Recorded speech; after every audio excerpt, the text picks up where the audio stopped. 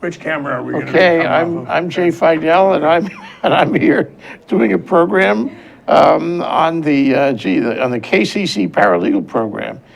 This is very important, and if you didn't know about it, you really have to watch this one because this is an important institution in our community that is celebrating its 40th year. You know, and that's Bob LeClair on the other side. Oh, yeah. And he's a lawyer, and he's also the guy who founded the program. Right. And former council member Leigh was part of founding that program too. Oh, yeah. And Susan Jaworowski, who is a lawyer and a PhD on top. My God, I can't. Too many degrees. And she's a co-founder, am I right? No. I took over when Bob retired. Okay. She's the one who's going to fix it, what I did. Okay. That's what she No, said. you have the complete timeline. What condition was it in when he retired? Perfect. Okay, just wanted to get that clear for the record. This is not going to sound like a deposition, I promise you. Okay, so let's do bios for a minute. Bob, your bio quick. Okay, graduate of Harvard Law School, cum laude, 71. Came out here, worked legal aid, 71 to 74. 74, set up the paralegal program, stayed with it till 2006. And since actually 2003 now on, I've been the executive director of the Hawaii Justice Foundation, which gives away funds to legal aid and to domestic violence and, you know, any of the low-income legal service providers. Yeah, that's great. What a great career. Yeah. Well, it's been fun. I like it. You know, it gives me a chance to think I'm saving the world, even though it doesn't know it needs to be saved. Sometimes when you think that, it's actually true. I hope so. Thank you, Jay. Susan, your bio. I have a quite different path from Bob because this is actually my second career. I came out to the West Coast, born in Connecticut, very cold. So as soon as I could, fled to the West Coast, went to law school in California. My first job after law school was teaching at the University of San Diego Law School.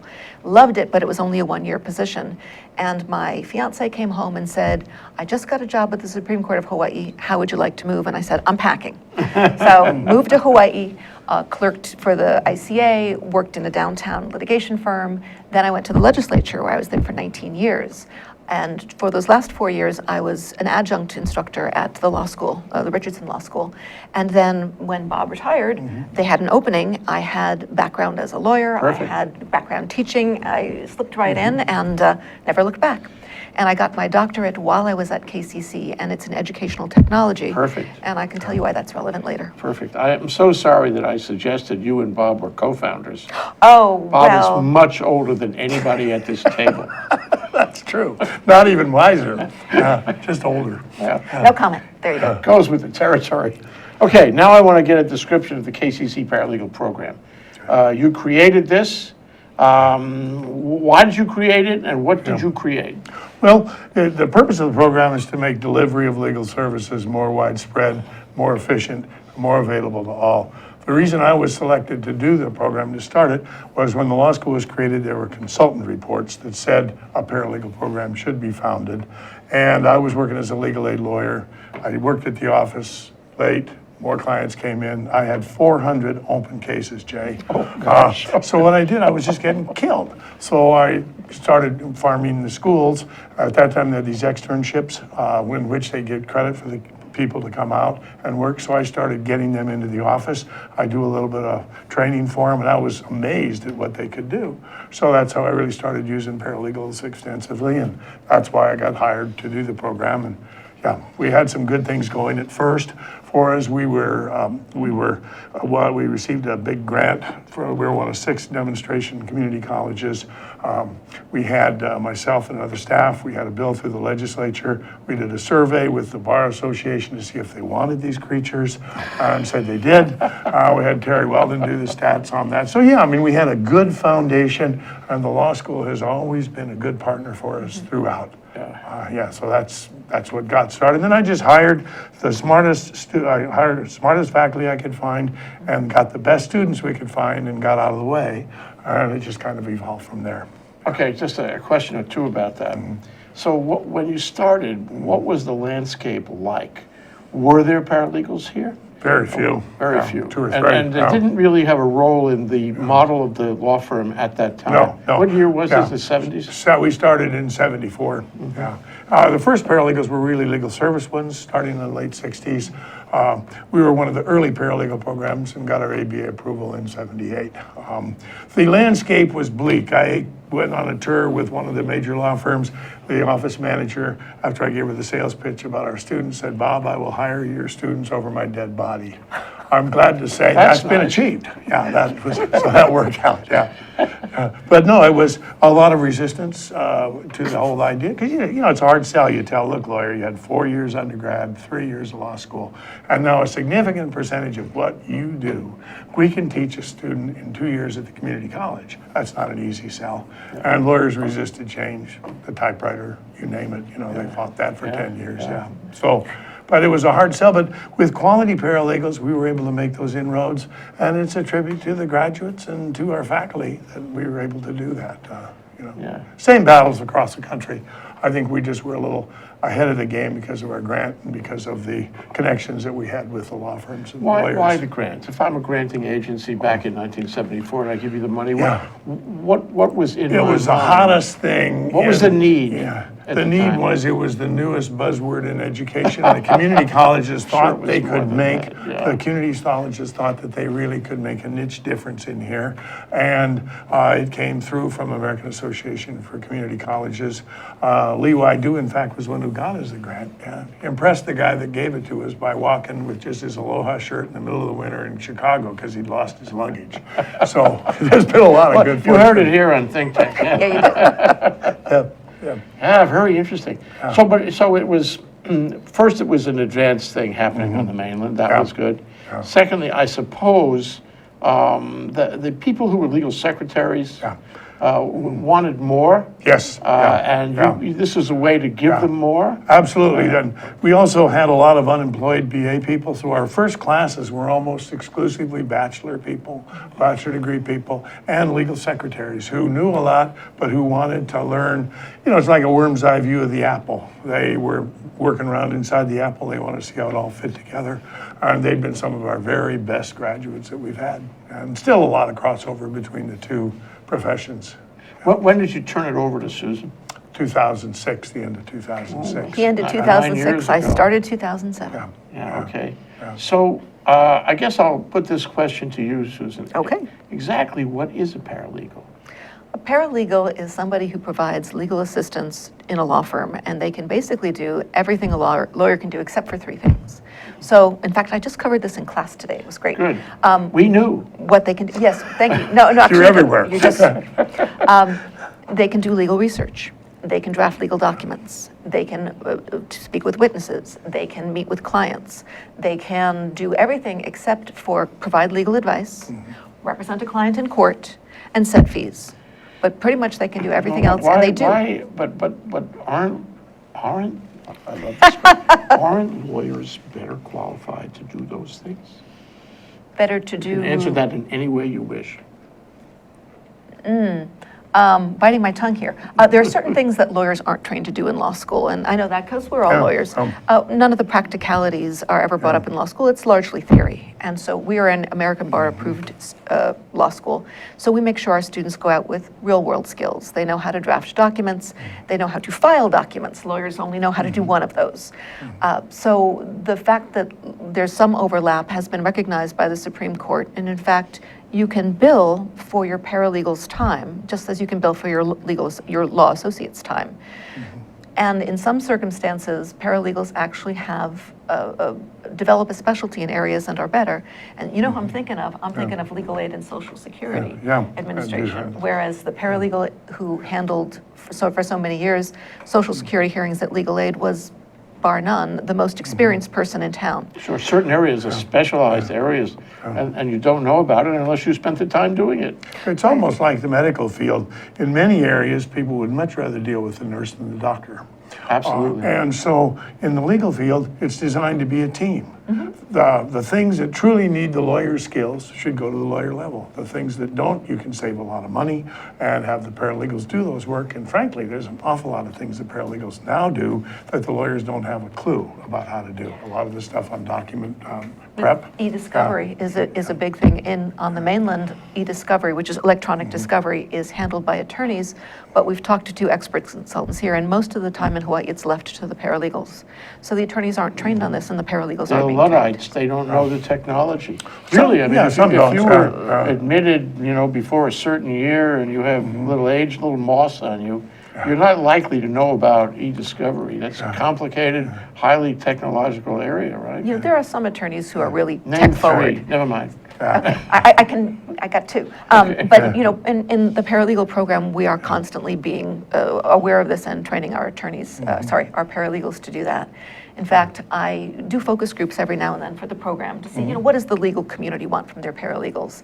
And I remember very vividly at the last one of the partners at the firm said, we have our noses to the grindstone. We are trying to solve the client's problems. We look to our paralegals to tell us what's coming next in technology and what we should change to. It's a great partnership, actually. Yeah. That's the way it's supposed to be. It's not a competition. Fill in the gaps. It's a partnership. Yeah. And the lawyers who know how to work well with paralegals do much better than those who don't. I mean, missing deadlines, ethical difficulties, all Serious kinds of problems. stuff. Somebody needs to be your mother. Well, in the Epicler Milk case, when Sherry Broder was doing that case, they had 3 houses full of documents up there at the North Shore. And the paralegals had to go in and figure out what was where. A lawyer's not likely to do that well. Yeah. Well, and Meadow Gold didn't exactly make it easy by labeling them clearly either, So Yeah, I wonder about that, don't you? Yeah. So, but going back to, when this first started, and you're talking about rates, hourly rates that get charged to the client along with the lawyer's rates, I bet you, I have no clear recollections, but I have a sort of a vague recollection that at that time, paralegals were not separately charged, not at the beginning, and that you had to shape a whole culture around your graduates to make sure they were accepted by law firms and accepted by clients as a billable event. And it took, I'm guessing, but it took a little while for people to make that acceptance. Absolutely, and it was due to the constant quality of the graduates, and they're challenging the lawyers, could I try this, could I try that it really helped that we got through that. It really wasn't the administrators, it wasn't the faculty, it was the graduates themselves and their quality. Yeah, It's they a could tribute to shine. them. They could shine, and once the client met them, that would be the best advocacy of all. But I wanted to ask you, okay, now here I am, and I want to be, actually there are lawyers who are, paralegals. I mean, it's convenient. I could name names, but and they like it better. Yeah. But let me ask you, if I go to KCC right now today, and I want to be a paralegal, what kind of courses am I going to take? Am I going to take substantive law courses? I can make those practical things like filing in the federal court, whatever. What kind of courses do I take, and how deep is my river, so to speak? Your river's pretty darn deep. We have 2 kinds of courses. We have substantive law courses and we have skills courses. And the substantive law courses are probably what you're thinking: criminal law, family law, real property. We also have skills courses: legal document prep, computer applications in the law office, legal research, legal writing.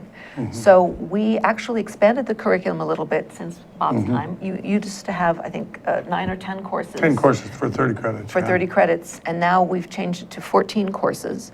We've actually added a required advanced course for all of our students, so they would either take advanced family law, advanced torts, advanced litigation, or advanced research to make them deeper, to make the water deeper, and to help qualify them for the roles they have to hit in the law office, because they often hit the ground running. The law firms don't necessarily provide any extra training. A lot of them come to you, they already had some time in a law firm, right? Oh, yeah. Yes. Retread, Not yeah. without some exposure to the whole practice of law. It used to be the case that we'd have a lot of people who are working in law firms, and we used to go to law firms and say, who from your law firm would you like to we come? love that group. But we've changed the courses a little bit. We've made our introductory courses an online course, and also started offering it during the day. So we're getting more walk-ins, more looky-loos who are saying, oh, well, this course, what is it all about? And those people have no legal background. In fact, I was talking to my Law 101 class today. Nobody there was working in a law firm, which would have been astonishing in your day. Yeah, would have been shocking to me. And Susan has done a much better job than I did about adopting the new methods of education, online education, computers. Our group was more stand up and talk to them. They didn't on have the batch. computers then, Bob. They did, well, yeah, they barely had automobiles. Yeah. They had a lot of buggy whips and stuff like Yeah, that. they did, yeah. Yeah, that's very interesting. So it has become a technological experience.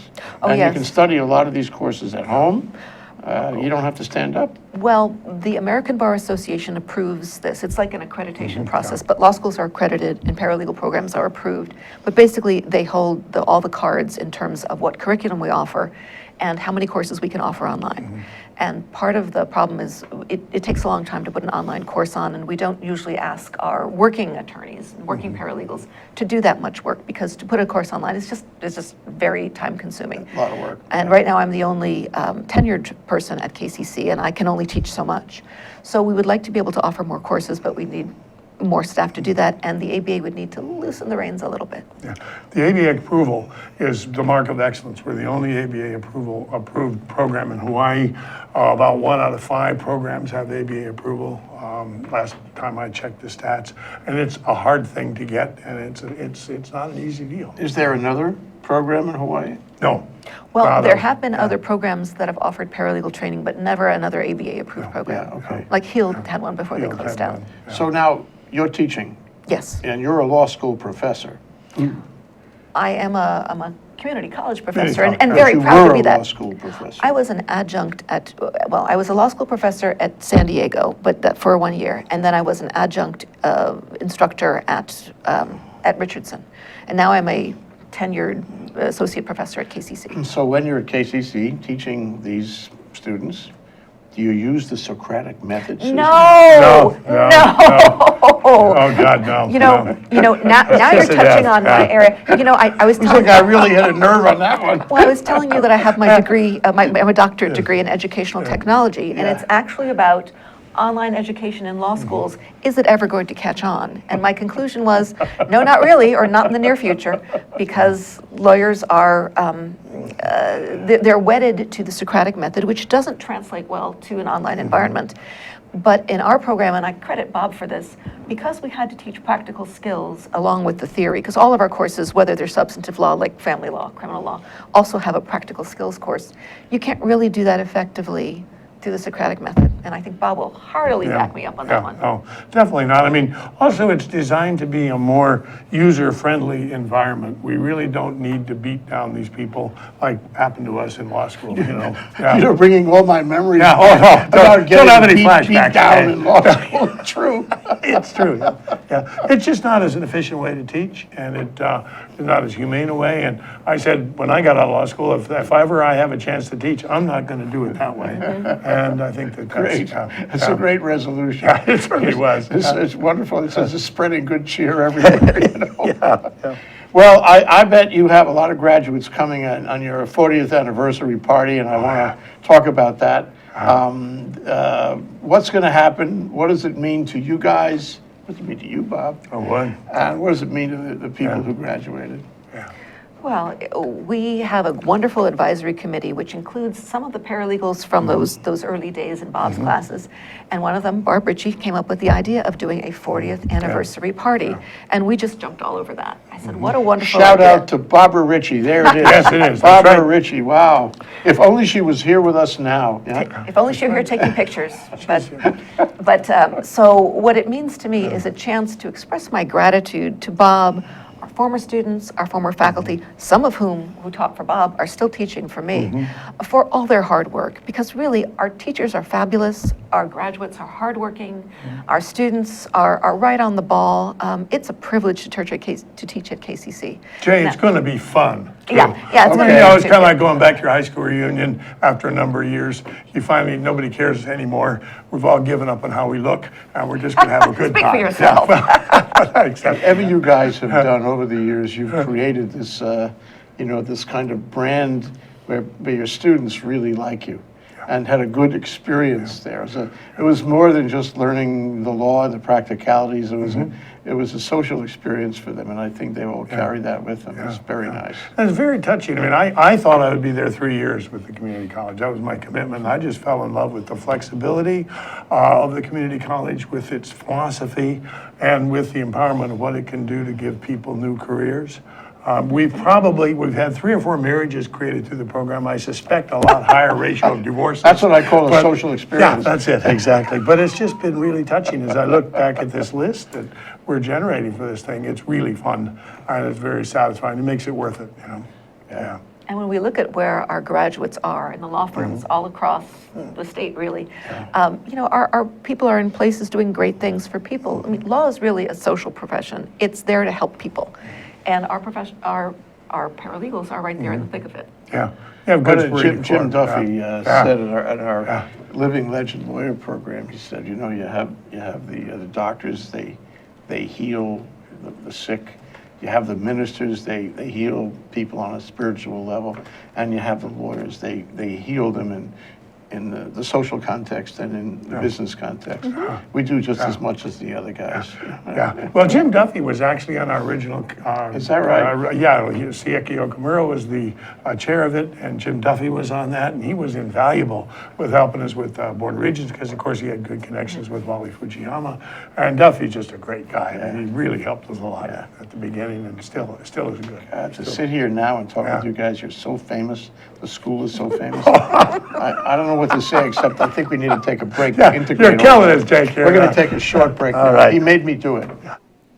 Aloha, my name is Roy Cordani, and every Wednesday at 1 p.m. I host Life in the Law, which is a segment of Think Tech Hawaii. And basically, I host guests who have some relevancy to law in Hawaii. And I hope you will continue to tune in. If you have questions, tweet us at Think Tech Hawaii. Mahalo. Back, we're live. We're here. And I mean, we had to recover from that last interplay. But Susan, you had something else you wanted to add. Oh, I just wanted to say, going back to what Bob was saying, or you were saying about, you know, attorneys and client and paralegals being able to bill for paralegal work, that case actually went up to the United States Supreme Court. The case of Missouri versus Jenkins in 1989 told attorneys you can bill for paralegal work as long as it's what attorneys do. So paralegals making coffee can't bill for them. Paralegals drafting documents or putting together deposition discovery, you can bill for. And that should encourage more attorneys to use paralegals more wisely. Sure, it's not a loss. The other way, they have two Right. choices. Right, it's a cost One is center. they don't bill it at all and lose the value of whatever that work is, or they bill it under their own time, which is not right. Yeah, That's not not right. Right. So if you allow them to bill the time of the paralegal, that's the right result economically for the client and ethically. Exactly. It's also interesting now, too, the insurance companies are, in effect, driving down the amount of expenses they have. And so what happens is they don't want to pay a high-paid attorney if a paralegal could do the work. And that, of course, results in lower costs for people. So how do you distinguish, we're talking about the role of the paralegal in the law firm as all of that has evolved over the course of your school. You know, when I started practicing, she did prepare the coffee, and she took notes, steno notes, right, and all that. Yep. It's not so easy now because nobody does steno notes, and half the time you got to prepare your own You go to coffee. Starbucks. You know, whatever. But you know, back when the secretary was kind of the all-purpose person, and then somewhere in there it evolved into assistant, which is not a paralegal yet, but it's different than, at least the nomenclature is different than a secretary. Now the legal assistant comes in. I mean, the legal paralegal comes in, and she's got the degree. She's capable of doing all kinds of things beyond the secretary, I think. Where does she fit? Do you say we don't need a secretary anymore? We don't need an assistant anymore. We'll just use the how did that work out? I would never tick off secretaries by saying we didn't need them. I think No. that's not the We don't rule. want to tick off anyone. No. But, you know, We love everybody in the office. And everybody's billing these days, and paralegals are no different. And so just as you wouldn't bill for, an attorney wouldn't bill for making coffee, you know, a paralegal doesn't bill for making copies. But when a paralegal is doing research, you know, she fills up the little billing slip, bane of my life, and submits them. And then, of course, it's up to the attorney to look at them, just as the attorney does for the other associates and attorneys in the firm, and say which one gets passed on to the clients and which one doesn't. You still see a lot of use of the word "my secretary" around the area. When you create a new profession like we were, first thing you have to do to differentiate them from previous professions is you have to get a title. Now there was a fight about a title for a while. It was legal paraprofessionals, but nobody could say that. true. Title was legal Titles are so important, assistants, and people thought it was with a CE instead of TS, so that was a problem. Then it became paralegal. That became the work of art. Then after that, associations are formed. And then after that, there becomes certification processes by which you say some of these people are certified to do this. And then finally, the final step is you get exclusivity, the keys to the kingdom, to where they're the only ones can do a particular project, like lawyers have that kind of key to the kingdom. So that's the 4 steps of creating a profession. And we're kind of stuck somewhere between 3 and 4. Yeah. on Now, that if I have a process. secretary who is very knowledgeable about this or that, can I bill her time in the state of Hawaii? Yeah, you Yes. can, as long as it truly is paralegal So I have work to in make a nature. judgment call Yeah, on that, yeah. whether that's appropriate. Yes. And I probably have to advise my client what I'm doing and And why. the title would not really be the determinative, it's the nature of the work. Yeah. Frankly, you'll probably find your secretary would like to be called paralegal for those particular kind Yeah. of jobs. Is it okay to get do paid as that? that. Say? And get paid as that too, because Yeah. the pay would Yeah. go up. In Hawaii, you don't have to have any particular set of credentials to be a paralegal. We like to say, have your AS degree, because we're a one-stop shop for teaching you both substantive law, skills, and the legal ethics, because as you know, attorneys are responsible for all of the non-attorneys in the office in terms of making sure they make the standard. So if you can't dip into the client funds and pay for the Christmas party, you can't ask your paralegal or your legal secretary to do Right. it either. And So if she messes up, it's my fault. you Yeah, bet. that's the way the regulation works. There is no separate regulation about the paralegals Yeah. at all. The jerk is with you, yeah. Yeah. Right, so Yeah, you the could buck stops hire there. anybody to, my son in Seattle is working as a quasi-paralegal, he's a creative writing major. He has no background, and so they're kind of taking a chance that he won't inadvertently violate any ethical rules, or he's doing everything correctly, whereas people who come from a program, they're taught that. So you could teach your secretary to do something, but most attorneys don't take the time because it comes out of your billable hide, right? Yeah, the big myth, Jay, every lawyer has this dream that they're going to sit there, do a little steepling at their desk, and train this paralegal and who will then bask in the incredible glory of their employer. I The think a truth lot is- of clients yeah. believe that. Yeah, right but the now. truth is, the lawyer mumbles something on the way out the door for instructions that aren't very clear, and there really isn't training. Most of the training in the law offices usually gets done by the copier people. I mean, quite frankly, and so we really need the more formalized training, but that's one of the myths that drives the lawyers thinking that's how they're going to do the deal. When you look at job satisfaction among paralegals, 3 legs. One is pay and benefits. Second one is going to be who their immediate supervisor is. That's huge. Third thing is what kind of work do they get to do? And frankly, they're more interested in that, I think, than by and large the lawyers are, on what kind of work they do. And if you have all 3 of those legs and treat your person right, you've got a real asset. Yeah. Well, it's great that, it's changing because, in the past, this may to some extent still be true, the lawyer wanted to command a very large hourly rate. And although there have been efforts to change the business model about billing by the Value hour and billing all that, and all, value yeah, billing and yeah. flat rate billing and all that, that's still, at least in Hawaii, is still the prevalent Predominant, way to go. And so a bill could get really expensive if the lawyer wound up doing all of the paralegal type work. Or if they churn it and send it to lawyer and bill for each of the 3 lawyers that looked at the documents. That's the classic one, yeah. And so now you get multiple billings, and the lawyers doing multiple iterations of the same thing, everybody sort of checking the work out. You enter a paralegal on that scene, all of a sudden, at least theoretically, the bill goes down. Yes. And it's more tolerable to the client, and that actually is a matter of access to legal services, because it means more people can afford the legal services. And the client can usually find the paralegal in the office, whereas the lawyer's always hard to find. So that all happens there, Yeah. Well, I think this is all a good thing, but I guess I'd put the question to you is, you have invented collectively, you guys, a new paradigm, and a good paradigm. It's got all the right reasons and all the right results, but how much success have you had in introducing it into the practicing bar? Is it universally accepted, or are there some firms that really don't want to do that? Some firms don't want to do it, but it's universally accepted. The problem, though, is using it properly. I don't think we use 5% of the capabilities of paralegals. It's like a big V8. Lawyers are afraid to get out and get it on the highway. How fast will this thing go? How can we corner with it? What can we really do with this thing? There's a fear factor that's there with many of the lawyers and concern. What's the Now, fear? Fear is that they would Losing be control. replaced by somebody else. Replaced that's by. too- Well, or, yeah, the idea of here's going to be all the hordes of people coming across. It's not fear that the Yeah. client will be disappointed in some way. It's a fear that they won't be replaced. Yeah. Or at least that they won't be as important, or that this other person is doing some of that work. And it's also because it's new.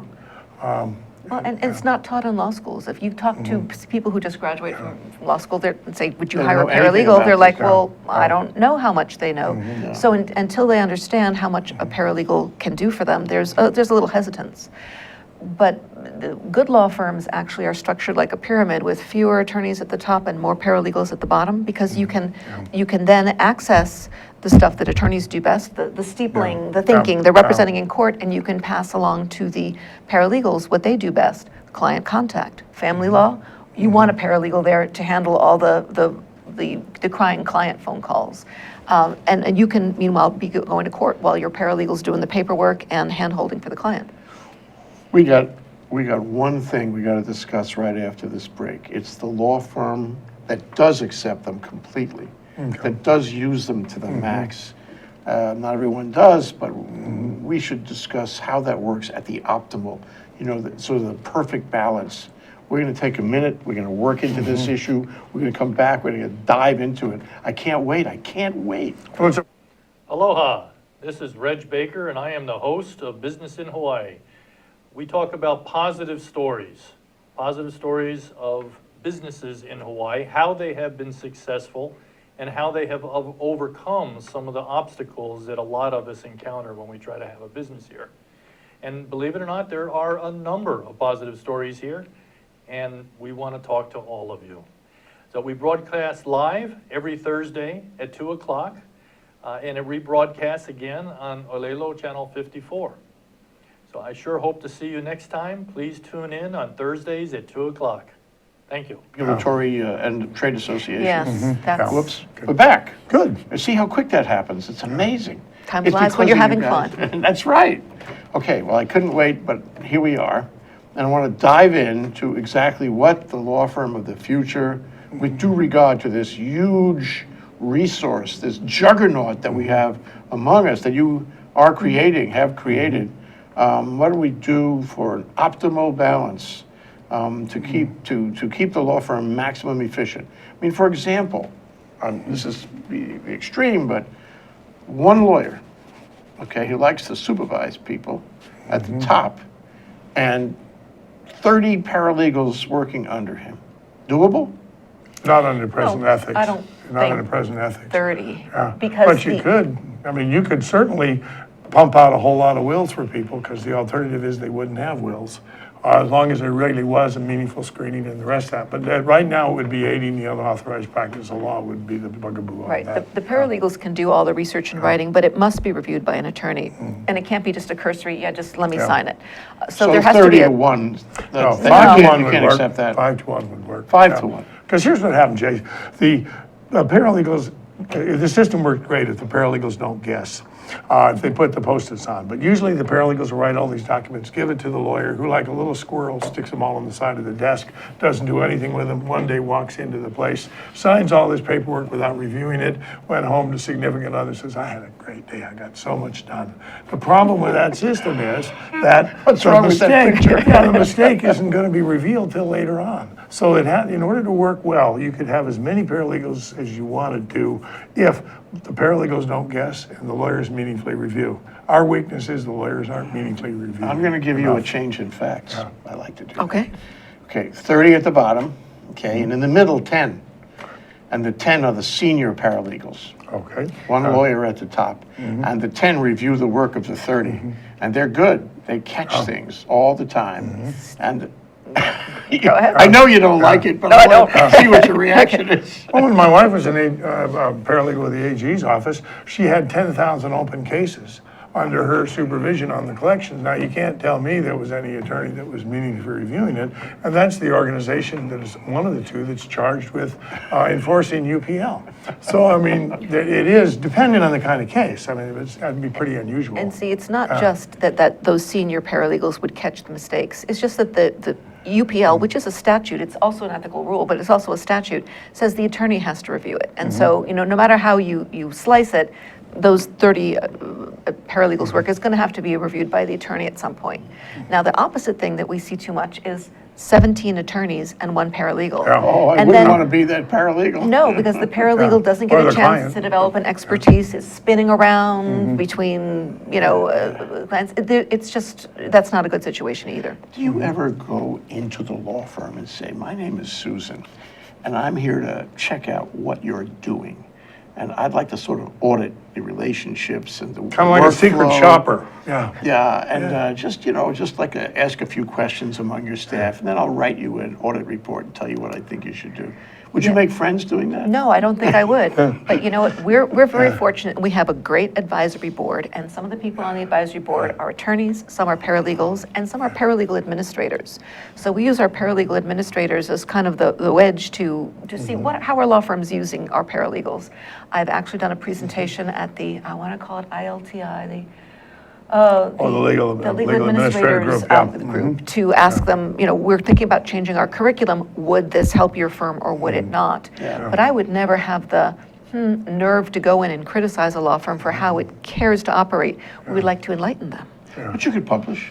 Yeah. You could publish something in the Hawaii Bar Journal, for Yeah, example. yeah, and that's been You suggested could as a good suggest what the idea. right ratio is in the workflow and And all also that. what we try to do, Give Jay, examples how you yeah, save money. yeah. We say to our students, look, if you want to try to do some more advanced things, ask the lawyer about it and get a lot of advance notice that that's what you're going to do. So if what you come back with isn't what they want, you haven't left anybody in the lurch. Yeah. So we've really found that the paralegals themselves expanding the concept of what they can do and changing lawyers' minds is a more effective means than beating on their heads. Sure, you give them a better product. And you know what else is interesting is one of our final events that the student has to do is an internship. And they have to go into a real law firm and put 144 hours in. And some of those law firms have never had a paralegal before. And many times, not all the time, so not a guarantee, but they end up hiring our paralegal because they're so impressed with what they can do, because their vision It's a has been great opened. idea, great program. Yeah. Yeah. That's really important. Exposing them to something they wouldn't otherwise do. Jay, one area where we really can get more productive with paralegals is in low-income legal services. We had a program that we had 30 students. You're not suggesting Yeah, that it's yeah, okay yeah. to do less review for low-income That's what we did services? with the program we had under University Year for Action. We took the number of cases legal aid handles from 4,500 to 13,500 in 1 year, Whoa. also using unit specialization. But we demonstrated that could be done, and what we found was the clients wanted a divorce. They didn't need a meaningful relationship with their attorney. You know? Yeah. So it's a lot easier to Divorce do your things. spouse. Yeah, yeah. And marry your attorney financially. So, but I mean, that's where the huge need is, and it probably is the easiest area for us to make inroads into, because otherwise there'll be nobody helping those people, Yeah, yeah. including the gap. That's group. an access Yeah. to justice issue, Exactly, isn't it? yeah. And that's what I'm interested in now mostly, and paralegals are an integral part of that whole solution. Well, that's got to be a Yeah. thing of the future, isn't it? We have Absolutely. to deliver more access. The Chief Justice is into this big time. Yeah. Talks about it all the He's time. fantastic. Programs for that. Just a breath of fresh air. He's really good at it, goes to the national conferences, he's on the committees. You couldn't ask for a better advocate. Yeah. And the commission, Access to Justice Commission, is doing really good things, making rule changes, pushing the envelope. And Hawaii is recognized as a leader in the country among the top 5 states in access to justice ideas. Largely due to your program. No, I think it's due to the CJ and a lot of people working. It's way bigger than just us. It was lonely in the early years, but there's a lot of people that are doing really good work now, so it's just satisfying. There are paralegals and there are paralegals. Some of them have your degree, others don't have your degree. Some of them have your degree plus experience.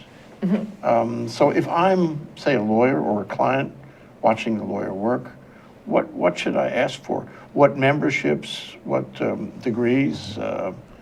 What's the best result here in terms of quality of paralegal? There are national organizations for paralegals that give certificates that you can get after you've been graduated and you've spent some years on the job. You can become, take the PACE test and become a registered paralegal. test. Oh, yeah. Oh, it's a Hard very, test, yeah. it's like the bar exam for Embarrassing, Jay. paralegals, Yeah. yes. Hard. Wonder if the lawyers can pass. I've taken some of the questions, and I'm glad I don't have to get graded, Yeah. yeah. So in addition, so first of all, I would like to suggest that if you find that your paralegal has an AS degree from KCC or any other program, that yeah, you ABA. can feel confident about that. But these paralegals who go on to get these national certifications have really gone beyond the pale. You can get one just for general qualifications, and you can also get specialty in particular areas like family law. I met a paralegal once who had 5 national degrees, certificates, and she Yeah. had them all in Yeah. her card. Oh, yeah. And Yeah. that was the most impressive business card I've Yeah. ever seen in the legal field. Yeah. So you can ask for that, but it's not standard to have so many certifications. I think No. if you have a paralegal with one, Some get a little carried away, you're flying high. So how does that translate into a rate? A rate that the paralegal charges, I guess, the firm, and I suppose the firm passes right through to the client. Well, the paralegal is the employee of the firm, so the paralegal doesn't set his or her rate. The She firm gets a does. salary. Right, she gets a salary and the firm sets the rate at which they bill her at. Do you find paralegals who do charge hourly rates Oh, yeah. to the firms? Oh, yeah, 125, 150. Yeah. And they get still paid make- on that yeah. basis, yeah. Well, paid less than that, of course, because there's the overhead Right. naturally, Yeah. but that's been definitely true. Yeah, so the paralegal charges the firm for her time? Not really, the firm bills the paralegal's time out. Yeah, but Yeah, do you ever have yeah. it twice, though? In other words, she charges me for her time at X dollars, and then I bill her time at 2X dollars. Not Right. really, because that'd probably be fee splitting. You're supposed to bill them out, and then that would be the increased pay would be reflected in their salary. It So would be the there, or best way bonuses. is to just pay a salary. Yes, it really Yeah. is. With bonuses, that's a good thing. Yes, Yeah. bonuses And are always a good bonuses for what? incentive. For good work, good Yeah. result in the case, Yeah, that kind of yeah, thing, yeah. Yeah. Or And Christmas. There are as the some case really may be. good, there's some really great paralegals that are out there, and it's hard, you have to get the right fit between the employer and the paralegal. And sometimes that takes some bouncing around a little bit before. See, paralegals think there's a perfect job out there. There isn't. They have to make They the have to perfect job. create it, right? Yeah. By working with Yeah. your attorney, Well, that leads to another really interesting question is, we've been talking about a paralegal supervised by a lawyer. Now, suppose the paralegal is supervised by many lawyers. So therefore, she's got to have or he Yeah. has got to have relationships with multiple lawyers. Right. That's Happens all more the time. difficult than Yeah. establishing Yes. a relationship with one lawyer. right, that was the student I said who had 16 attorneys and she was the only paralegal. She eventually quit because, you much can't, pressure, yeah. too much pressure, too many cases, too many people saying, but my job comes first. But what you usually find, Jay, is that the paralegal gets too busy to handle certain kinds of cases they don't like. Then they begin to develop a specialty and working with the lawyers that they do like. And if the firm is smart, they will enable that to happen. Otherwise, they will lose the employee. Yeah, Yeah. I'm sure this has happened where the employee, the paralegal will say, I really want to be a bankruptcy, I'm just picking this up, a bankruptcy specialist. And the firm doesn't give her that, They're making a mistake, they're going to lose Yeah, her. they will. Because she really means it, and there's probably a job out there for her. Right. Oh, absolutely. Yeah. And you see a lot of that musical chairs that will happen. And eventually, law firms figure out, yeah, maybe we ought to be more worried about it. I mean, no lawyer walks in and says to the paralegal, are you having a nice day? Is there anything else we can do for you to make you happy? It just doesn't work like that. But if they did a little bit more, plus it's a lot of work to supervise people. My Yeah. perfect day is to sit in my office, no one talks to me, I call out, everyone answers my calls.